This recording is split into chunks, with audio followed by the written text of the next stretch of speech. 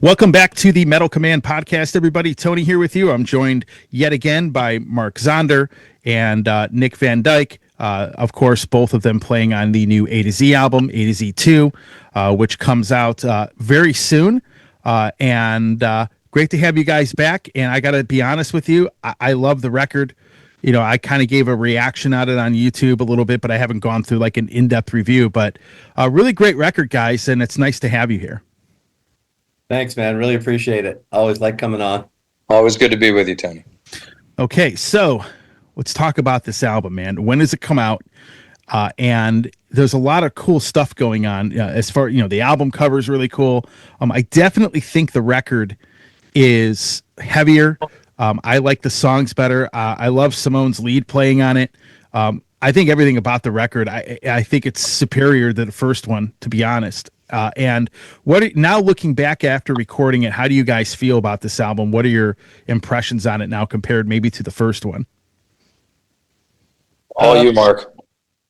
I think it's great. It's a complete natural progression. I'm extremely happy for that because no one wants album number 2 to sound like album number 1. You know, as much as maybe it was good and great and whatever, it just doesn't fly. You have to, kind of not necessarily reinvent, but you just have to take it another step further. And with the member changes, I mean, it really afforded that opportunity. Mm-hmm. And I thought it was basically a flawless process. It was easy.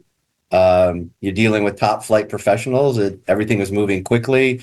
There was no problems, and it just kind of went. It was very, very easy. I had a great time. I had the ability to, go back after Ray put his vocals on and maybe change a little, hit this and change a little that. And right. Hey, how about we hit accents here? Because now that Ray's doing this. And we really had a chance to really, take it to the next level. And I think it's amazing myself.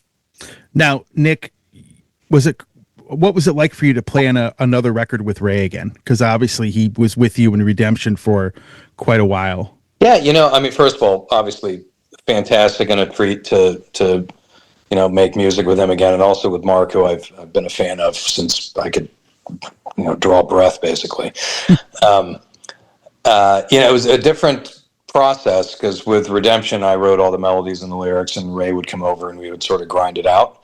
And this, I think, both because Mark wanted to let all the musicians sort of breathe, and because I didn't want this to be sound like Redemption songs. Ray went off and did his own thing, which I think has fantastic results. So fun to work with Ray again. Fun also to work with him in a sort of different milieu, different style of approaching the music, and I think the results speak for themselves. Yeah, I would agree. I think this record, when I was listening to it, it sounds, I don't know if this is the accurate description, but it's like AOR on steroids a little bit. I mean, I get some Journey vibes from it, but I still get vibes from bands that you guys have played in as well. And the overall feel of this record, it sounds a lot more refined, compared to the first one. I mean, the first one was great. But obviously we bring some new blood into it. And speaking of that blood, and I'll ask both of you guys this: what was it like? Simone coming in and playing the leads on this record. I thought the leads are incredible. And what were your impressions on that? Both of you guys on a lot of that lead guitar playing going on in this record. Well, that basically came about because when we started, it was just Nick and I, putting stuff together, and then Philip would play, Jimmy would play, and Nick was the one who brought up the idea. Simone obviously mixed the first record, so he was mixing the second one. Yeah, he's even at that point, before he played a note on the guitar, he was an integral part of the band because obviously the mix is everything. Sure. It was Nick's idea because Nick had played with him in Redemption and thought he was the greatest guitar player he ever saw. Mm-hmm. And I knew just from working with the mix that he was like the greatest guy to work with. I mean, it's going to be a no-brainer as far as the whole personality thing. And we just kind of got songs together and said, "Here you go, man, do your thing."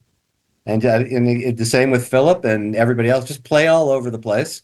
Play what you hear, what you like, and then we'll kind of figure it out when it comes down to it. And it's interesting because both between Philip and Simone, there were times I said, "Dude, we need more."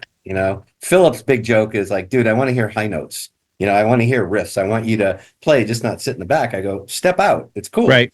The big philosophy too is as long as you have the big chorus, you can kind of do whatever else you want in different parts of the song. It's as long as that hook is there, we're good. And, Simone too, he'd come up with this line during the lead and I'd say, hey, how about on the outro when Ray's doing the repeat, you just play that line, very, very Journey, very Neil Sean style. I'm sure a million other guys have done it too, but and that just took it to a whole nother level. It was just great to work with guys that when you had an idea and you threw it out there, they took it, but then they took it and took it up a level or two because they're a guitar player. I'm not, that kind of thing. And it was just fabulous, man. It was every time I'd get something back, I'd be sitting here with my jaw on the floor.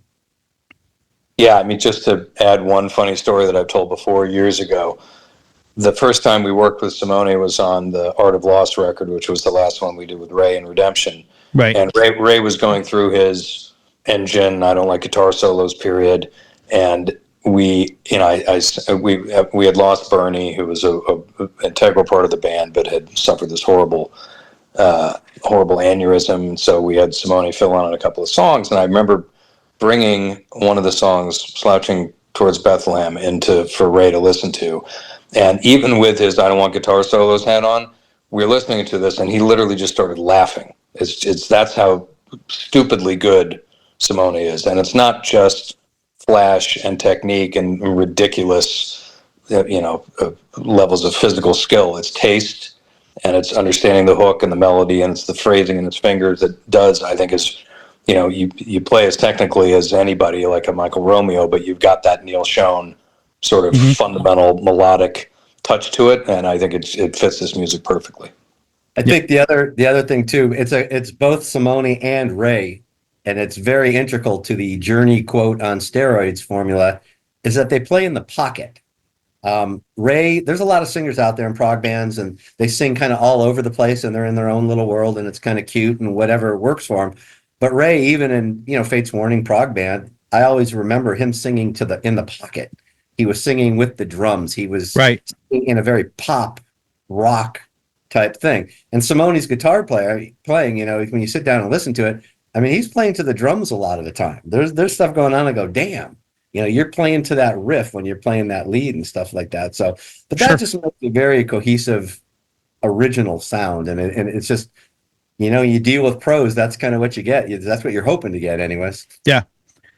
Yeah. One of the other differences too about this record, and I was listening to it yesterday again, kind of the old school, like Hammond keyboard sound on it. That sounds the keyboards sound a lot different than the last record did.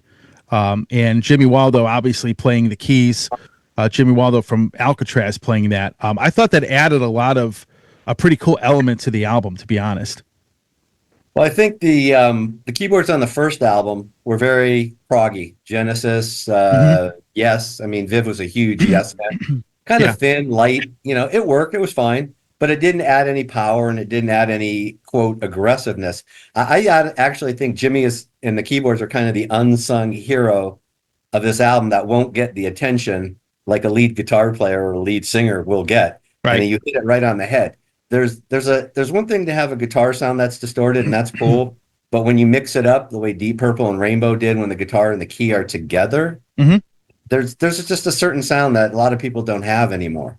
And those kind of parts, really give this album a lot more edge without being like over the top distorted guitar and getting kind of stupid with it. It adds a great flavor to it that really helps the direction.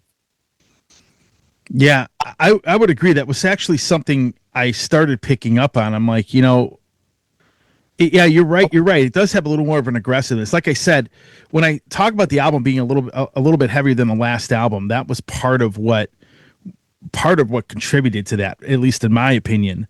And I think that these new players, these power outage changes. Yeah.